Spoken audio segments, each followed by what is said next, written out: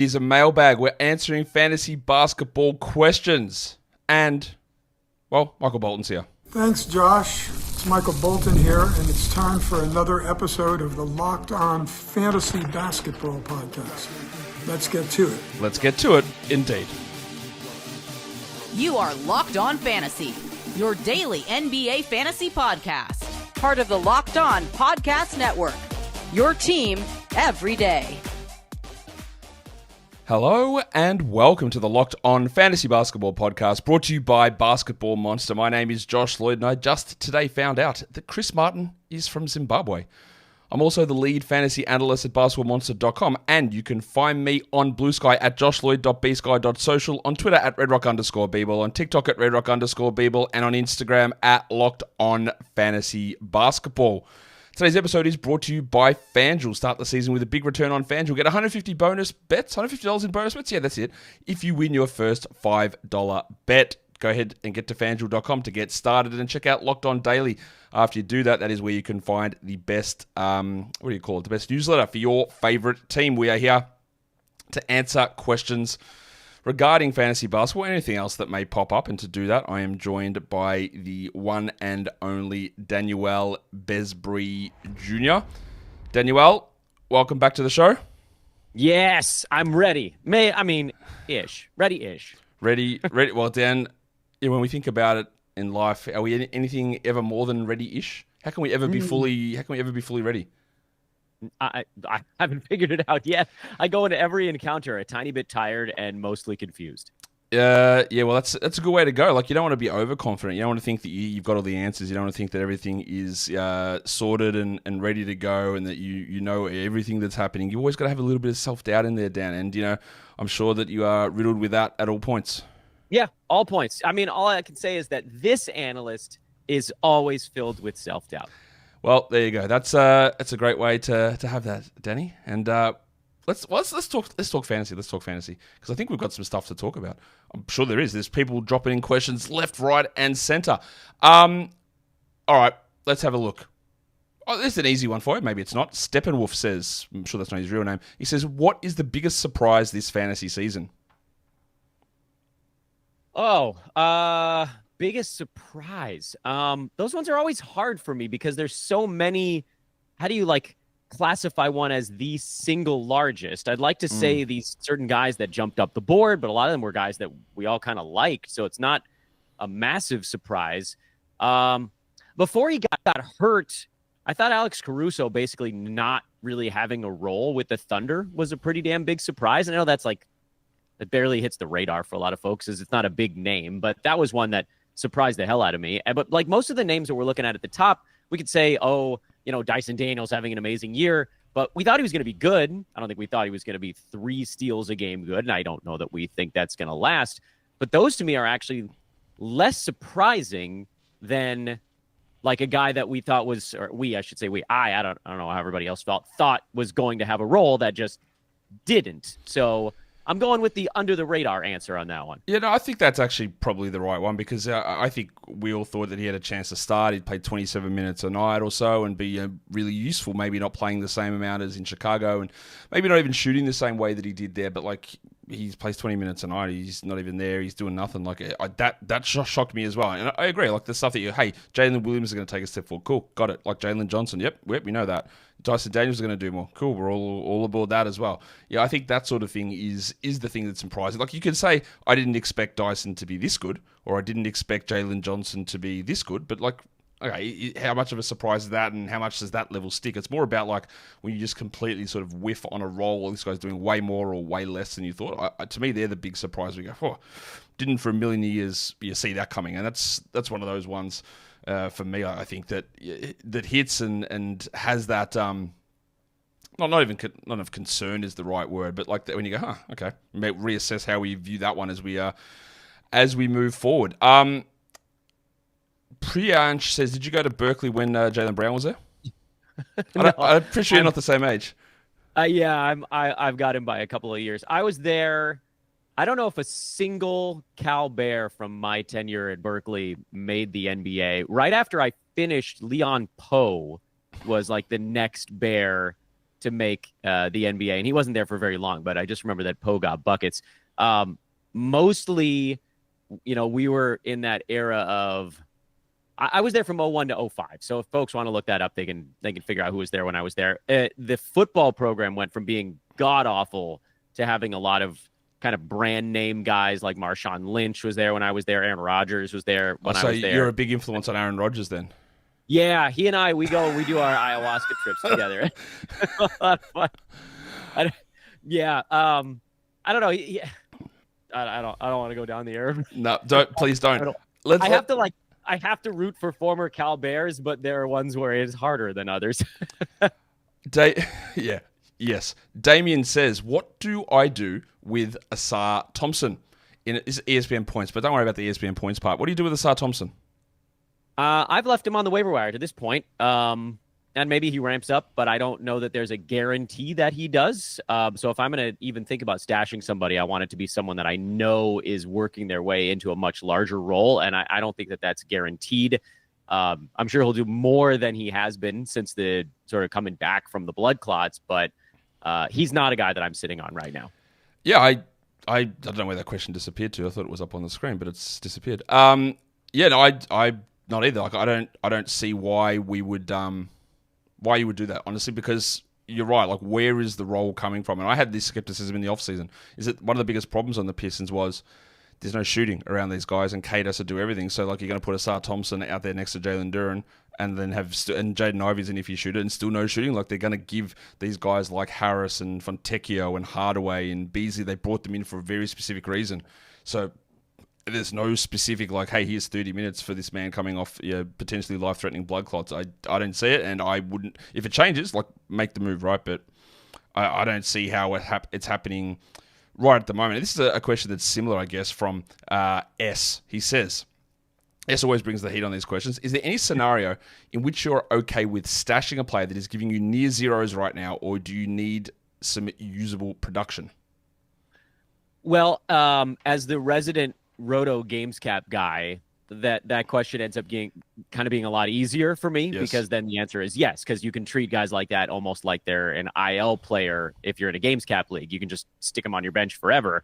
In head-to-head, my answer is no. I value getting off to a quick start way too high. I don't like to have to make that late season comeback because I was squatting on guys for a number of reasons. First of all, it has to work. If it doesn't work, then you've sort of double screwed yourself by getting off to a slow start and still not getting the benefit down the line. But also, other things can go wrong on your team. So if you take one guy who's bad and suddenly a few other key guys get hurt, you have to be able to weather that storm somehow. And you're probably going to end up dropping the guy that you were squatting on, giving you zeros anyway. So for me in head-to-head, that's a hard no. I need, if I'm going to stash somebody, it has to be what I like to refer to as an active stash, someone who's doing something at least mildly beneficial right now, and then the hope that sort of graduates over time. The guy that fits, I agree, because if you're in a head-to-head and it's standard formats, 10-3, active bench split, they're all active. Like, you don't have that ability. Like, you've got to be in a spot either where you've got games caps, you're in roto, you've got large benches, or you're just cooking everybody, and you're so much better than everybody else. You've got no injuries, and you're just winning every week that easily. The guy that I look at as that option that sort of fits or slides through that zone to me is someone like Juice McBride, right? Who's providing not really 12-team value. Like, it's not quite there. It's sort of outside that area, but he's doing something. He might get you 10 points and 4 rebounds and 2.5 assists and a steal and 1.5 threes, which is not that good, right? In a vacuum, you look at that and go, like, whatever, I can find that somewhere else. But if Brunson, Bridges, Anunoby, or Hart get injured, the man's playing 40 minutes and he's a top 60 guy, right? So he's giving you back-end value at the moment, which is, like, it's not great. Like, it's in a vacuum, it's not usable. Like, you'd rather try Gary Trent, Kentavious Caldwell-Pope, any other of these shit kickers around. Like, you'd rather get one of those guys in. But he's got that there, plus the easy, like, multi-pronged pathway to blow up for 2 weeks, 3 weeks, whatever it is. But he's not giving you zeros now. So that's a stash that's, I think you use the term active stash. So he's doing something, right? It's not quite what you want, and you wouldn't want to have 3 of those guys on your team. Not that 3 of those guys necessarily exist, but there's just a little bit, enough there where you go, I like it, and let's see what else happens.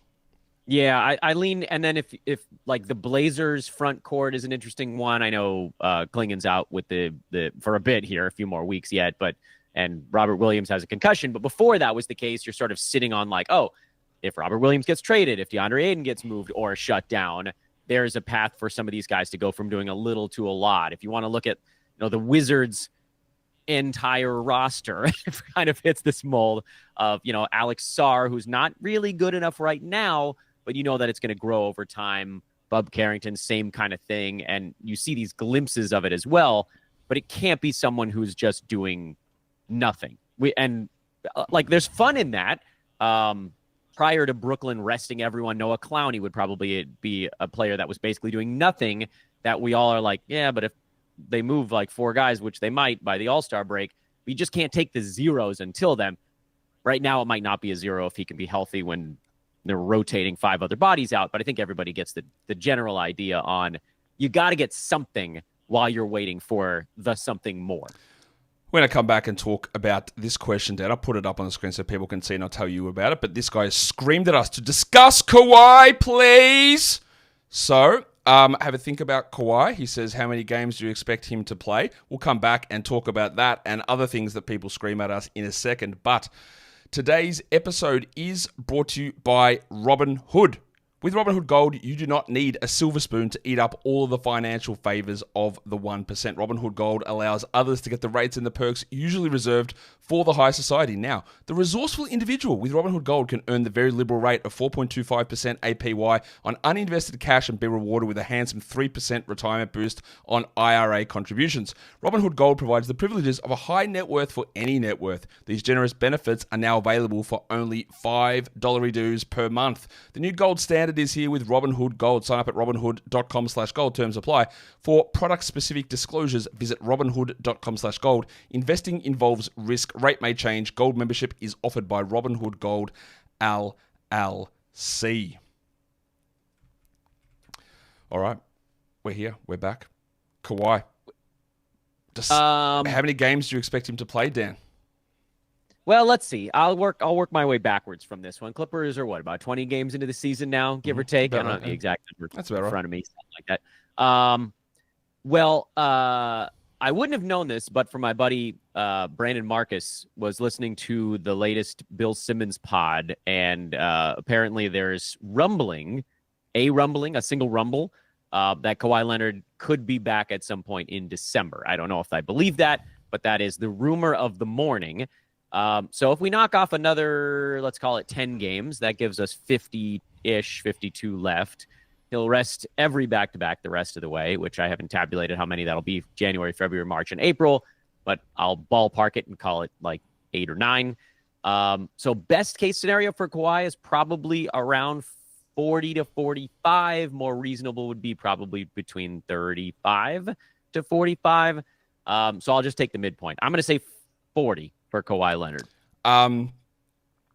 I not to be rude, like I don't care. Like I don't know how many he's going to play. I don't think it's going to be enough, and I don't care. Like even if he comes back down, I'm not confident that it's going to last. I'm worried about the swelling issues that Embiid has. It's a very, very similar scenario. We've seen the multiple knee surgeries, same knee, same meniscus. There's no cushioning left in that knee, and the swelling was part of the reason why he didn't play through the playoffs, and another surgery ensued there. Like, I just wouldn't bother with it. Honestly, I think it's going to be on and off and continual frustrations with him all season, and I'm just not interested in it. MB says Tatum is the number 1 fantasy player this year. A lot of people miss it. Yeah, including you, because he isn't.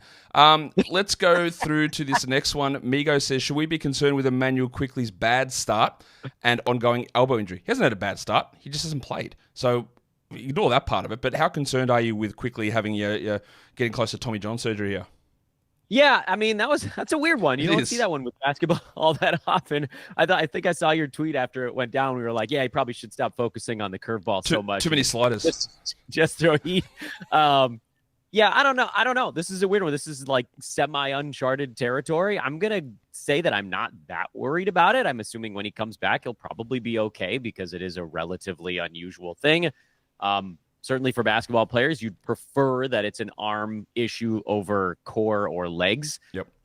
So I would say low. I'm low level concerned. I'm obviously not happy with the way things have gone so far, but in terms of like what the future may hold, I think he'll be okay. Amir Al-Husseini says, what is the deal with Podziemski? Are we holding? Well, that's a really interesting question, Amir, because are we holding suggests you've been holding all the way through, which you should not have been. He should have been dropped weeks and weeks and weeks ago.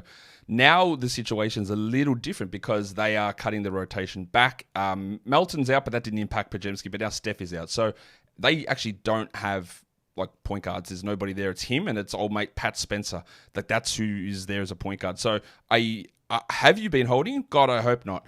Have you grabbed him now? Like, sure. Like, let's see what happens. But like, I'll speak for you, Dan. You can interject if this is wrong. I'm pretty sure your confidence isn't all that high that it's going to maintain all the season. But this is what we do at this point in the season, or any point in the season. We go, okay, Melton's out, Steph's out. He moved back into the starting lineup.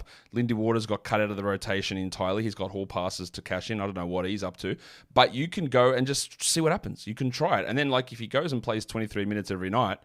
And then you say, see you later again. Like, this is not like this high upside, wow, what if it hits and it's top 50 and it's all going to come together? It's like, oh, maybe he's the 100th best player. Like, maybe best case. Like, I don't know. But that's useful if it works. And the things are in line for it to work at the moment. That doesn't mean that it does work. And that's where we take cracks at things. And people will criticize things when I say, like, hey, you know what? LaMelo Ball and Trey Mann, I'm adding Vucevic everywhere, right? I'll see what happens. And they go, oh, that didn't work. Yeah, cool. It didn't. It worked in one game and it didn't in the next one. And I don't know what happens, but it's about, like, these things line up. Let's see where it goes.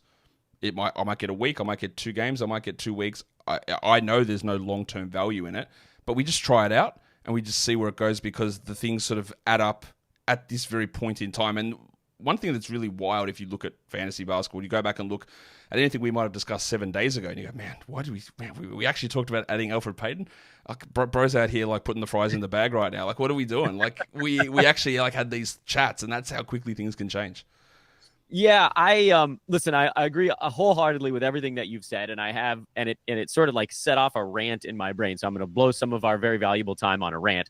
It's that same thing where I don't know why followers, listeners, whatever, get so mad when one of these types of pickups doesn't work out because they're all fairly speculative. And we have to use, I like just over the last 2 decades, the term speculative ad has become sort of nomenclature and I use it. I'm guilty of it. But like almost all of these are speculative ads. And I had one where I was like, oh, I want to go grab Chris Dunn when he moved into the starting lineup. Yeah.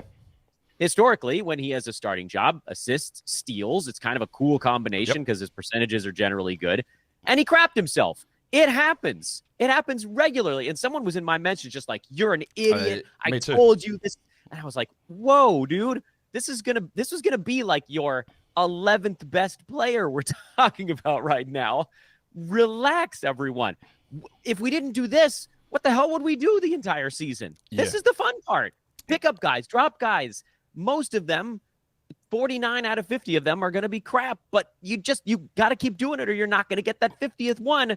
And then you're just going to sit on 4 or 5 crap guys the whole year anyway. I've got a question here from Josh Lloyd, Dan, and it comes in and I ask you, have you? No, he's a dickhead. The question is like we have this, and you'll hear people talk about it, whether they're fantasy managers or analysts or whatever, and they'll be like, yeah, I think you just got to hold on here, and then because the guy has like a 4-week something to see, and I knew we had to hold, and now this guy's rolling, and then he's cooked again. But overall, Dan, I think that we at times get too like caught up in holding on to guys because the differences between like the guy that's 80th for 2 weeks and then the guy that's 150th it's nothing. Like it's not that big, and we like wait and go like, well, if you just hold and then this will come good, and then what if you wait for this? Like most of the time that doesn't work, and like that, I guess that contradicts slightly my Juice McBride point earlier. But that's it. But that's very different situations. You've got to be in a spot where you're actually good and there's nothing else going wrong with your team, and you've got the ability to sit and wait on that. But if you don't,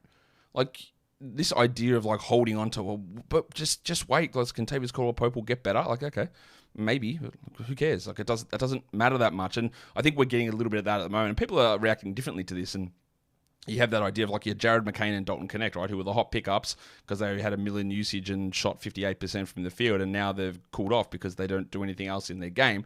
And it's like people go, oh, but just wait. They're all guns. They're going to be inconsistent. Yeah, cool. I don't care if they're inconsistent. That's actually part of the point here. And if they drop them and they get good again, that's okay, because then the next guy will come up and the next guy will come up and the next guy will come up. And I think we focus a little bit too much on that, like, but what if? But what if I drop and then he becomes like above mediocre? Then you've got a very good filler level player. I don't know. Do you like that term? I've been trying to get it to stick a little bit. I don't. Filler guys. I can't remember what I used to call it. I think I used just like who cares, like just whatever. Yeah, they're the who cares guys. Yeah. It's between like 110 and 150, and they're all exactly the same. And most of these guys we talk about end up on the full season arc in that territory. There's very few guys after the first like 2-3 games of the year that actually emerge and are better than filler level for an entire season. So I guess my assessment on what you're talking about is it's like probably 30% pride because like we don't want to admit that something that we thought was going to happen didn't happen. And when you're on this side of the fence for as long as you've been, and then I'm some number of years shorter than that, like you get used to getting shit wrong. So at some point you're like, yeah, I got that one wrong. Like drop this guy. Let's go do something else that's fun. And the other part is you want to try to reserve those moments for the rare guys that you think might actually be above that filler level. And like, it'd be crummy of us to answer everybody's question by just saying it doesn't matter. But a lot of times the answer is it doesn't matter. Like, it probably doesn't matter what guy you're rotating in. It might sound like crummy to answer that question, but I think that's, I think it's like educational in a way, because like that you have to have more of that mindset of like whatever, like it'll be okay either way. Like I can't actually definitively tell you either way on this one. So like to make a choice, you deal with which way it ends up. If it's right, it's right. If it's wrong, it's wrong. There's no definitive answer on this, and we know there's no definitive answer on this sort of stuff. So that's why we go, okay, we'll just see what happens. We'll see where it goes, and we make that decision from there. We are going to come back. We're going to talk about more stuff. I don't have any interesting questions to pop up for you to think about as we get back to it, but we'll get back there soon. Don't worry, Dan. We'll come back with more, so get your questions in. But today's episode is brought to you by FanDuel Sportsbook. Get ready to tackle all of the NFL action with FanDuel, which is America's #1 sportsbook.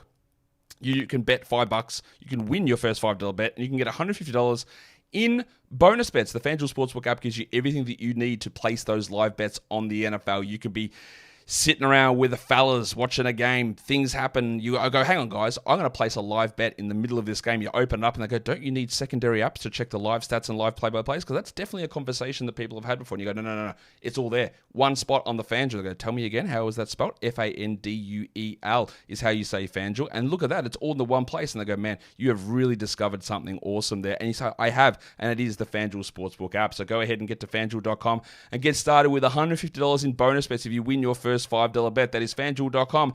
Never waste a hunch and make every moment more with FanDuel, an official sportsbook partner of the NFL. And don't forget to gamble responsibly.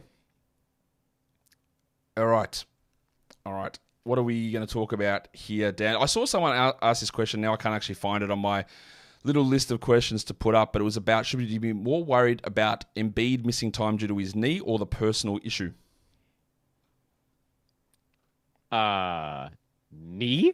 Exactly, 100%. I'm understanding the personal issue is a childbirth, and so yeah, I don't think you need to be worried about that.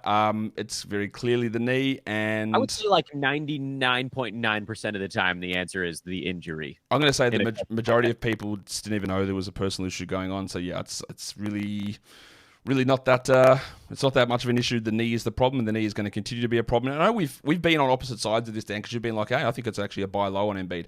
And I'm not interested. I do not want him at all. People say, well, what about if I traded you Bronny James? Okay, cool. Thanks for an argument that doesn't actually mean anything. But in general, I just don't want him. I don't want the headache for it. Like, I don't want to deal with him at all on my team, because I was very, very staunch on this to begin the season as well. I am not touching him in the first round. I will not draft Joel Embiid in the first round, because I believe that his knees are done. And so far, that has worked out for me. So I'm not going to take him on now. Like, if you gave me the 110th best player, who is, I'm trying to think of someone that's useless that you could throw at me right now to be that guy, like Jonas Valanciunas, like, okay, all right, let's see, because I actually don't care if I've got Valanciunas on my team or not.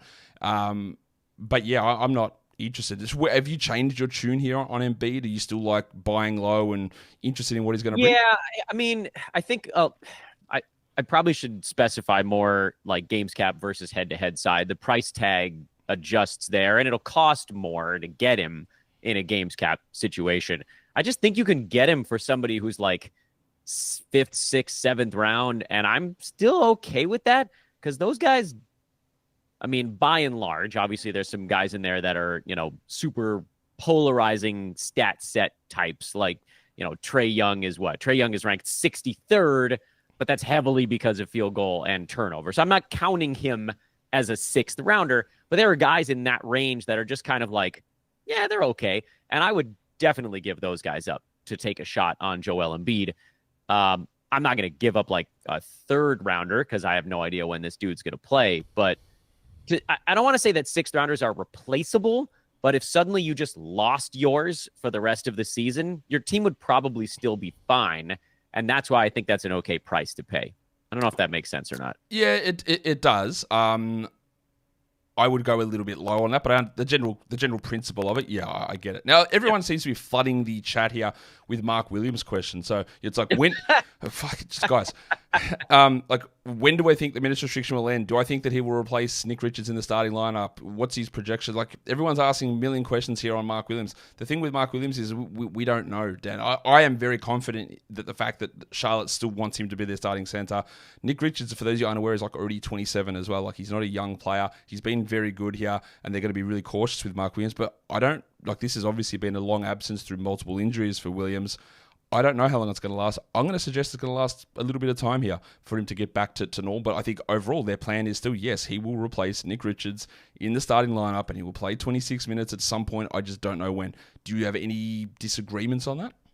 None. I just think from like a mental standpoint, if you're a fantasy manager, just set a clock for 2025, New Year's Day 2025. And if Mark Williams is still not doing stuff by then you can start to worry. But between now and then, just assume it's going to be a painful, god-awful, slow ramp up and treat him like he's still injured.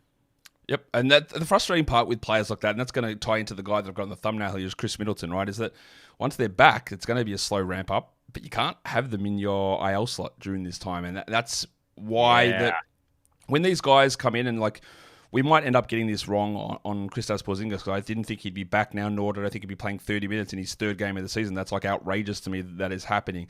But I don't want to take someone who's injured to begin the season in a lot of cases, because then when they come back, and as long as it extends out, then they come back and it's a slower ramp up, and then you don't have them in that IL slot, then the 200th ranked player for the next 4 weeks or so, and you might not be in a position to deal with that in week 7. So you might have just been able to activate Khris Middleton today as he's returning, but like, when's he gonna hit 30 minutes? Like, the playoffs? I don't know. But if he had returned on opening night or 3 days into the season, he'd be rolling at 30 minutes already now easily. And there are risks associated with that when you're taking those guys. As soon as someone gets injured in the preseason and is not there to start the year, then I drop them down immediately. If they were injured the season before, I don't care, right? That doesn't really bother me in the slightest as a general rule, outside of the very specific examples I've set out with Embiid and Kawhi. But like, as soon as someone gets hurt, like Williams or Middleton's going to miss them, that's it. They're dropping 30, 40 spots, and I'm done with that. Because every week that you miss adds on to how long it takes to come back, obviously. But like, then the rehab extends further as well. Yeah, I have no objection to that. Don't draft injured players is like my number one tenet in all of fantasy basketball. Yes. It's a mess. There's like one example ever, and I guess Porzingis probably falls into that now, but he's going to miss a ton of games because he's Porzingis also. I mean, obviously for games cap, he's going to be outstanding the rest of the way, but he's not like done being a headache just because he's back. I feel like it was Russell Westbrook like 7 years or 8 years ago or something, where he was supposed to be out for 5 weeks and he came back in 4 days. That's the one example in my brain.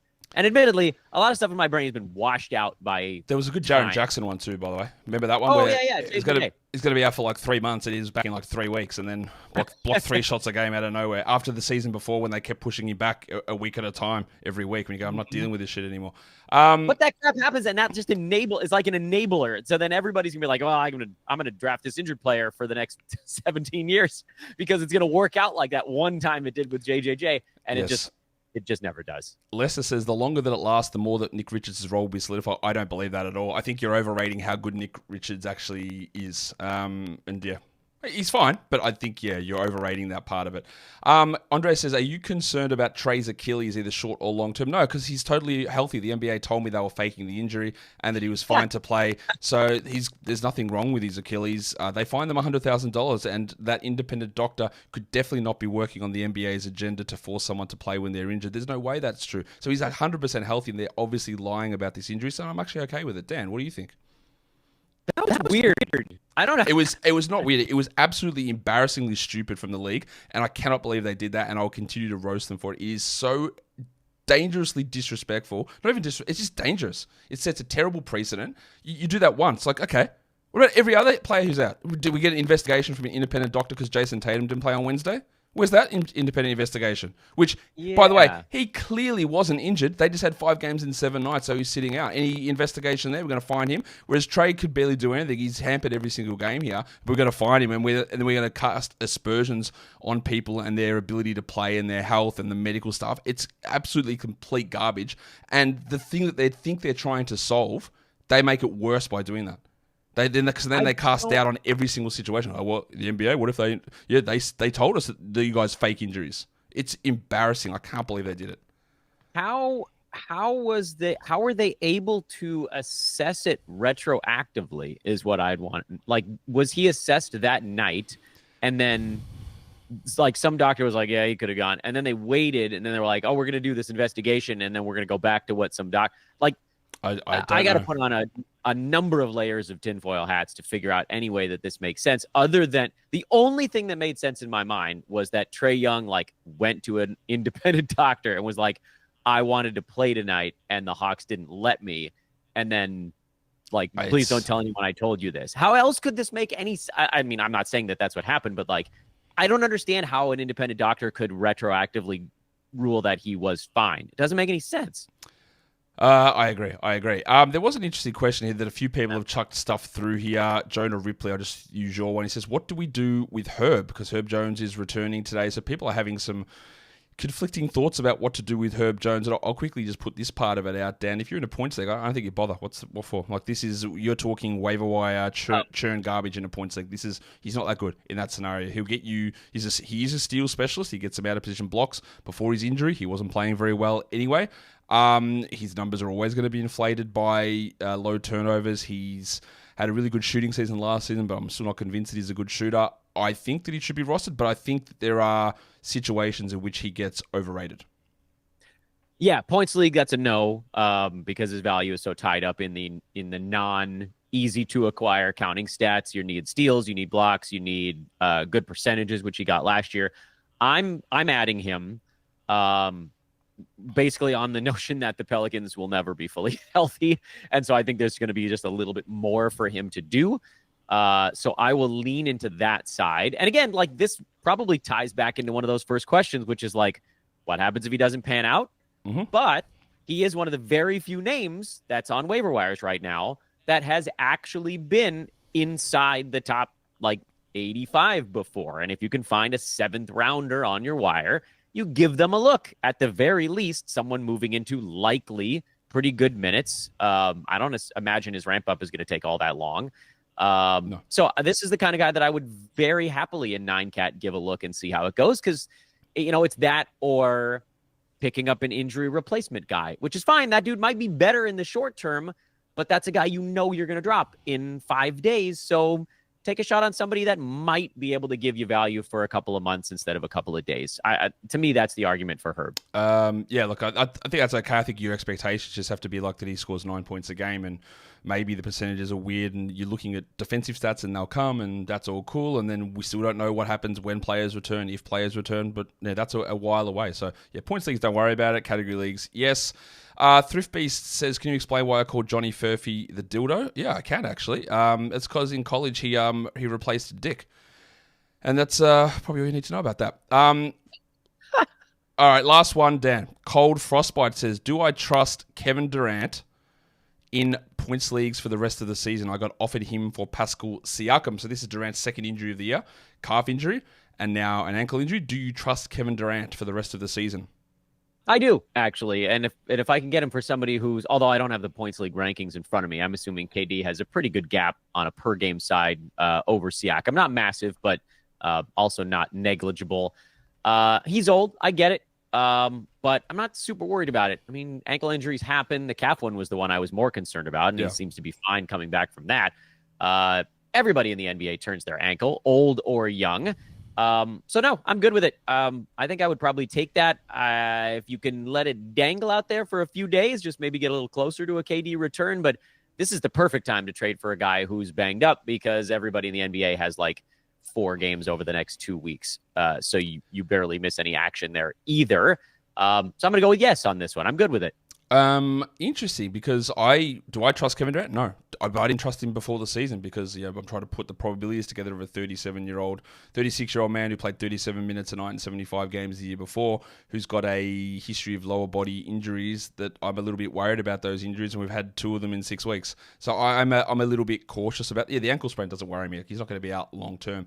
But yeah, right. I off the top of my head, I actually don't know the gap between these two guys, but I avoided Kevin Durant because I was very worried about how his minutes would look. And Budenholzer actually played him tons of minutes. I won't say it's worked out particularly well for him by doing that, but that's what he did. And we'll see whether he does that when he comes back. But that is 2 injuries in 6 weeks. So I'm interested to see what happens, but I would not be wanting to take on Kevin Durant at this point because that leans into some of the stuff that I faded on him in the preseason. And so far, don't really see much changing there in that sense. Can I ask a question, or do you have one queued up? No, go. You asked me. This is going to be the last one, Dan. So let's drop it in. Okay. So this one comes back to the idea of statistical regression. Yep. And I know you and I both take tons of heat from folks who are just like, no, this is what a player is right now, and it doesn't have to be about Vooch. I just knew that one would get social media fired up. Why do you think? And I don't actually have a good answer to this, but why do you think people believe a new set of data after like 15 games of seeing it? Why is that seemingly the marker where everybody's like, well, I guess this is just what this guy is now. But after like 5 games, people are like, no, this is obviously just a bump. Why is it that 15 is suddenly enough for people, and then they hate us when we say that it's still not? Why is that? I'm sure there are like many sort of psychological.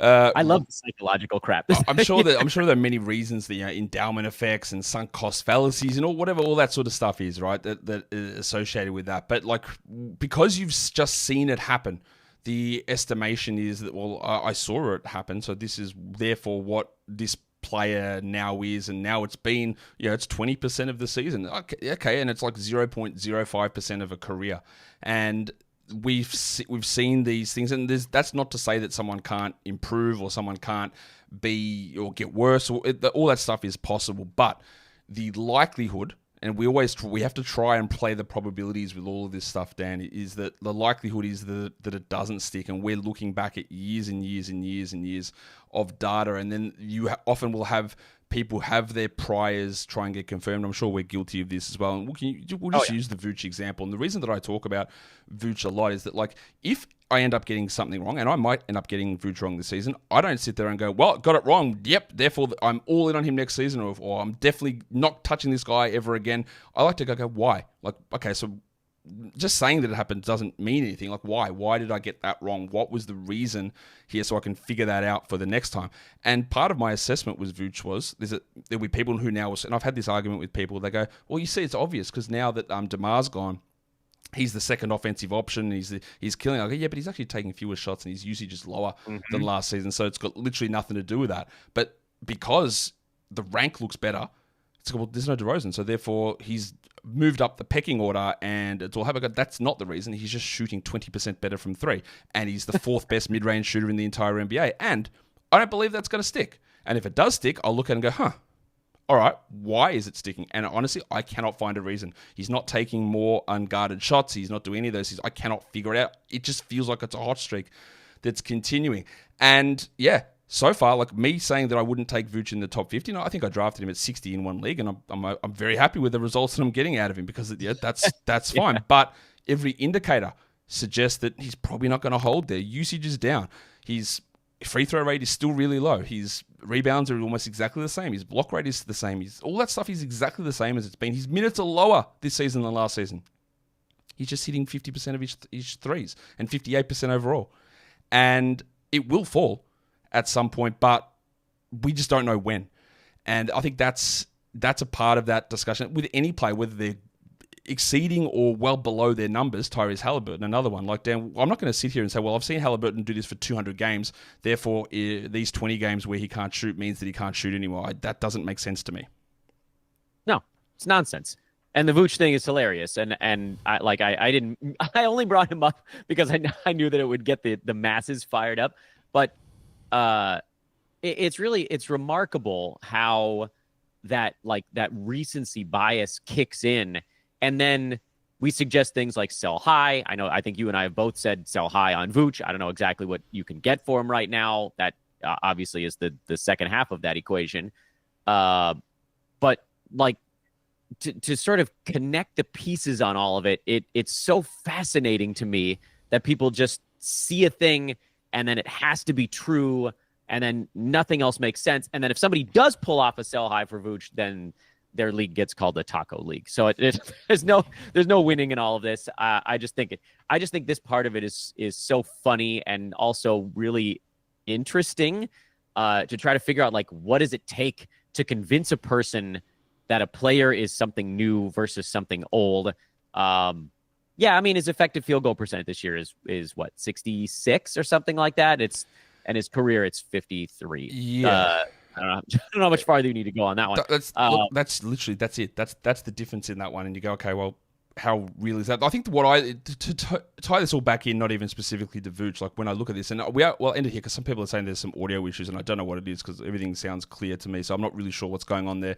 So apologies for that if there is audio problems, because everything looks right on this end. But the major thing with this, Dan, is that what do I look at? I look at role. Like, is your role different? Are you playing more minutes for a particular reason? Are you taking more shots? Are you taking different shots? And if the answer to those things is no, and it's all the same stuff, then I just go, well, it's shooting variance, and shooting variance might last a year. That is possible, and we never know when it's going to happen, but we know what is going on at the moment, and that's the thing that I like to pay attention to, is like what has changed to lead us to this? More shots, more minutes, different shots. And if the answer there is no, I go, okay, well, it's probably just randomness. Beautiful. That answered my question. I'm a satisfied customer. Fantastic. Well, if anyone else wants to be satisfied by Dan, where can they go and find you? Well, it's stall 2. It's at the guest. Yeah. I wanted to do the Dumb and Dumber bit with the Seabass. 555. At Dan Besbris on Twitter, at Old Man Squad on Blue Sky, and Old Man Squad on the YouTubes as well. I do yammer, I shout into the void. It's something that we've become very accustomed to. The void very rarely talks back, so that's also good. Thanks so much for having me, by the way, also, just to throw that at the end, and hopefully everybody will find me on one of the places where I'm far too active. Yeah, go and talk to Dan over on those social sites and his Twitter fingers, and get in there and abuse him in the replies. We need to keep that abuse spread around as much as possible. Dan, thank you for coming on and answering a bunch of fantasy questions with me. My pleasure every damn time. Thank you again. Guys, that'll bring us to the end of our little mailbag show. So you're great to have Dan on and chatting about fantasy. And thank you to you guys for throwing the questions in. Sorry about whatever audio issues were going on. Someone said they just refreshed their video and it fixed up. So yeah, I'm not really sure what it was. And I'm sure if you go to watch this back, it'll be okay. But I do apologize and don't know what would happen there. Anyway, we're done for the show. Subscribe and follow and all that sort of stuff. And again, remember that you do good things. Like, we all do good things. Keep pulling people up and tell them they're doing good things as well. It is important. It does help you out. It does help our overall state of mind out. And again, just don't always be on the negative side of things. Guys, we are done here. Thank you so much for listening, everyone. See ya.